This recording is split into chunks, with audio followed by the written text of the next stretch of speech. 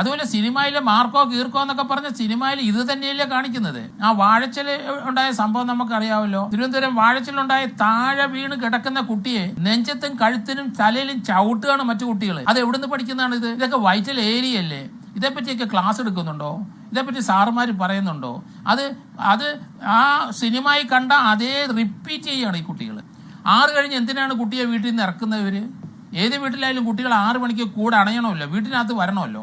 അവരെന്തിനാ ഈ ഇരുട്ടത്ത് ഈ രാത്രിയിൽ വല്ലവന്മാരും വിളിക്കുമ്പോൾ അവരുടെ ബൈക്കിലൂടെ പുറകെ കൂടെ പോവുക? നമുക്ക് ഇവിടുത്തെ അറിയാമല്ലോ, നമുക്ക് വെഞ്ഞാറമൂട്ടിൽ അവൻ രാത്രിയാകുമ്പോഴാണ് ഇറങ്ങുന്നത്. അവൻ 15 വയസ്സ് മുതൽ അവൻ 2 വീലറിൽ രാത്രി ഇറങ്ങുകയാണ്. കുട്ടികളെല്ലാം എന്താണ് ഈ രാത്രി പോകുന്നത്? അത് ലഹരി അടിക്കാൻ പറ്റും, ആരും ചോദിക്കാനില്ല. അവിടങ്ങളിൽ ഇങ്ങനെയുള്ള പ്രശ്നങ്ങൾ ഡെവലപ്പ് ചെയ്യും, അതിന് യാതൊരു സംശയമില്ല. ഈ പയ്യന് വീട്ടിലെ കൂലിപ്പണിക്കാരൻ്റെ മകനാണ്, അവൻ വീട്ടിൽ ഇരുന്നവനാണ്, അവൻ നല്ലതായിട്ട് പഠിക്കുന്ന പയ്യനാണ് 10ൽ. അപ്പോൾ അവനെ വിളിച്ചോണ്ട് പോയത് ആരാണ്? അത് ആ കൂട്ടുകാരുകൂടെ ചേർന്നിട്ട് എതിർ ഗ്രൂപ്പിനെ അടിക്കാൻ കൊണ്ടുപോവുകയാണ്. അവരും തയ്യാറെടുത്തിരിക്കുകയാണ്. അതൊരു പ്രൈവറ്റ് ട്യൂഷൻ സെൻ്ററിന് എന്തിനാണ് ഇത്ര ആഹ്ലാദം? ഈ DJ പാർട്ടി പോലെ കേരളത്തിലെ സ്കൂളും കോളേജുകളും മുഴുവൻ ഇതാദ്യമായിട്ട് നിർത്തണമെന്നാണ് ഞാൻ പറയണേ.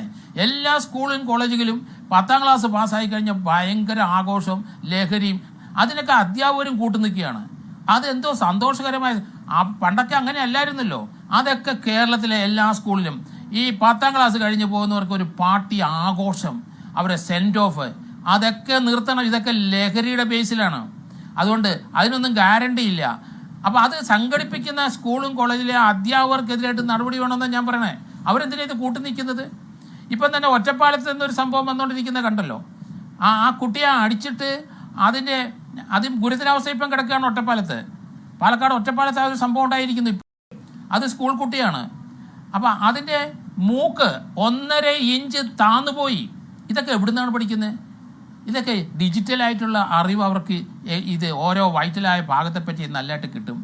അതുപോലെ തന്നെ നിയമത്തെപ്പറ്റി 7ലും 8ലും 9ലും 10 കുട്ടികളാണ് ഇത്. അവരങ്ങോട്ടും ഇങ്ങോട്ടും മെസ്സേജ് കൈമാറുകയാണ്. മറ്റവനെ തകർക്കണം, ഇവനെ തകർക്കണം, അതിനുള്ള കരുതൽ വേണം, അതിനുള്ള സാധനങ്ങൾ വേണം. ഇത് വളരെ ഈസിയാണ്. കുട്ടികൾക്ക് എല്ലാവരുടെ കയ്യിലും മൊബൈലുണ്ടല്ലോ. ഇപ്പോൾ 10ാം ക്ലാസ് വരെ മൊബൈൽ ഉപയോഗിക്കാൻ പാടില്ല, വീട്ടിലുള്ളവരുടെ മൊബൈൽ എടുത്ത് മാത്രമേ ചെയ്യാവുള്ളൂ. പക്ഷേ എല്ലാവരുടെയും കയ്യിൽ മൊബൈലുണ്ട്, അറിയാതെയും പിടിക്കാതെയും വീട്ടുകാരെ അറിയാതെയൊക്കെ. അപ്പോൾ ആ മൊബൈലിൽ കൂടെ യുവന്മാർ നമുക്കൊരാളെ കണ്ടു പറയേണ്ട ആവശ്യമില്ല, എക്സ്ചേഞ്ച് ചെയ്യുകയാണ്. അപ്പോൾ ഓരോരുത്തരും കരുതുകയാണ്, ആയുധങ്ങൾ അവന്മാർ കരുതുകയാണ്. സ്കൂളിലെ 8ലും 9ലും 10 കുട്ടികളെ ഒരു ഏറ്റുമുട്ടലുണ്ടെന്ന് പറഞ്ഞു കഴിഞ്ഞാൽ അവർക്ക് സന്തോഷമാണ്. ആ കുട്ടികൾ അങ്ങോട്ട് വയലൻസിലോട്ട് പോകാനായിട്ട് വളരെ ഹാപ്പിയാണ് ആ കുഞ്ഞുങ്ങൾക്കെല്ലാം.